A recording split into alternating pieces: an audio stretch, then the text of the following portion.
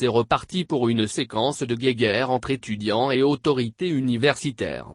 La raison ? L'éternelle question des tranches, que les étudiants s'échinent à demander chaque année.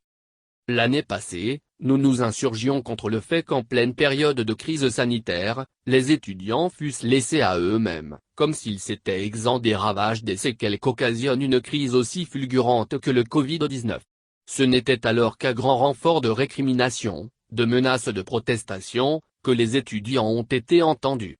Cette année 2021 ne fera pas exception à la règle, et comme on doit s'y habituer, les étudiants subissent encore de plein fouet l'indifférence notoire du gouvernement qui semble oublier qu'un étudiant, ça mange, ça se vêt, ça achète des ouvrages, ça prend ses allocations en somme.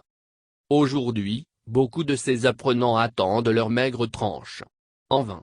Le 2 juillet dernier, les étudiants ont tenté un mouvement de grève, histoire de se faire entendre de leurs dirigeants. Une grève qui devait avoir pour point de chute la direction des bourses et des stages, DBS. Ce n'est pas tellement les résultats de la dite grève qui nous importent, que l'incurie des universitaires dans la gestion des conditions de vie des apprenants. Faire souffrir les étudiants doit décidément être un sujet de joie pour le ministre de l'Enseignement supérieur, Prof Majesté Iwatoba et son ministère censé veiller au bien-être et à la personne des apprenants.